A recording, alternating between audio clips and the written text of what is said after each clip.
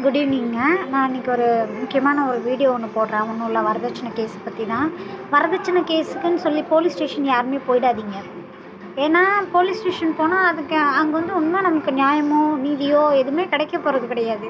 So நீங்கள் போகிறதே waste. என்னோடய நாத்தனார் வந்து அவங்க கல்யாணம் பண்ணிட்டு வந்து அவங்க புருஷனோட வாழாமல் என் வீட்லேயே இருந்துக்கிட்டாங்க. அவங்க வீடுன்னே வச்சுக்கோங்க. அவங்க வீடுன்னா அவங்களே இருந்திருக்கணும். என்னை கல்யாணம் பண்ணி கூட்டிகிட்டு வந்துட்டு என்னை வந்து இங்கே இருக்கக்கூடாது அப்படின்னு சொல்லி விரட்டி அடிச்சிட்டாங்க. இப்போ நான் வீடு அங்கே நான் ஆக்சுவலாக இருந்து நான் என்னோடய சொந்த உழைப்பு, என்னோடய சுய சம்பாத்தியம், நான் 8 months ப்ரெக்னென்ஸாக இருந்தேன். அந்த நிலமையில கூட நான் வேலைக்கு ஓடி என் குழந்தைக்கு ஃபீட் பண்ண முடியாமல் வேலைக்கு ஓடி கஷ்டப்பட்டு என்னோடய சுய சம்பாத்தியத்தில் நான் அங்கே வந்து பாத்ரூம் கட்டி ஒரு டாப் இறக்கியிருந்தேன். அது ஒன்றும் மாளிகை வீடு ஆடம்பர வீடுலாம் கிடையாதுங்க. ஆனால் அந்த டாப் இறக்குனதும் ஒரு பாத்ரூமே கட்டினதுக்கே நான் ரொம்ப சிரமப்பட்டு தான் கட்டினேன். அதில் வந்து அந்த மேடம் மகாராணி மாதிரி வந்து உட்காந்துட்டு போய் போலீஸ் ஸ்டேஷன் வேணா அவங்க பூர்வீக இடம் அவங்க இருக்காங்கன்னா என் பணத்தை எதுக்கு அவங்க ஸ்பெண்ட் பண்ணணும்? ஒன்று அவங்க அப்போவே என்னை கட்டக்கூடாதுன்னு சொல்லி ஸ்டாப் பண்ணியிருந்துருக்கணும். ஏன்னா இது வந்து எல்லாருக்கும் உரிய பார்ட்னர் சொத்து அப்படின்னு சொல்லி அவங்க பேசினா கூட அவங்க அப்போவே என்னை கட்டக்கூடாதுன்னு சொல்லியிருக்கணும். இன்னொன்று இது வந்து அரேஞ்ச் மேரேஜ், முழுக்க அரேஞ்ச் மேரேஜ். நான் எங்கே போகணும் எனக்கு நியாயம் கிடைக்கல. சிஎம்க்கு தில் இருந்தால் எங்கள் ஊருக்கு வர சொல்லுங்கள், திட்டுக்குடி, சரிங்களா?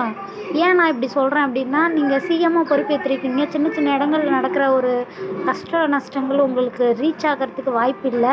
ஸோ எனக்கு இதை ரீச் பண்ண வைக்கிறதுக்கும் எனக்கு வேறு வழி தெரியல. அதனால் நான் உங்கள்கிட்ட சொல்கிறேன், சிஎம்க்கு தில்லி இருக்குது அப்படின்னா இந்த கேஸில் வந்து நீங்கள் ஆஜராகுங்க. ஏன்னா என் ஒருத்திக்கு சொல்யூஷன் கிடச்சிச்சின்னா அந்த உலகத்தில் இருக்கிற எல்லா பிள்ளைங்களுக்குமே கஷ்டமாக இருக்குது. எவ்வளோ பெயின்ஃபுல்லான வாழ்க்கை தெரியுமா? அந்த பொண்ணை என்னை அடித்து 6 மாதம் 7 மாதமாக நான் ட்ரீட்மெண்ட்டில் மொட்டை அடிச்சுட்டு உட்காந்துருக்கேன். தலைவலி. என் குழந்தைக்கு சாப்பாடு கூட 6 மாதம் என்னால் கொடுக்க முடியல.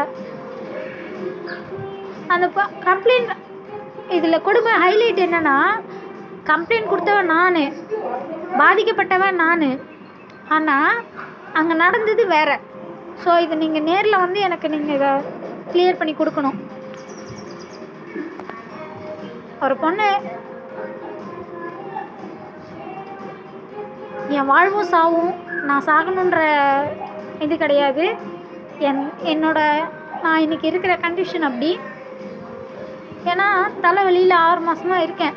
எனக்கு ஏதாவது ஒன்று ஆச்சுன்னா இதுக்கு அவங்க மட்டும் பொறுப்பு கிடையாது. இதை வந்து சரியாக ரெஸ்பான்சிபிள் எடுக்காத, இதை சரியாக இந்த கேஸை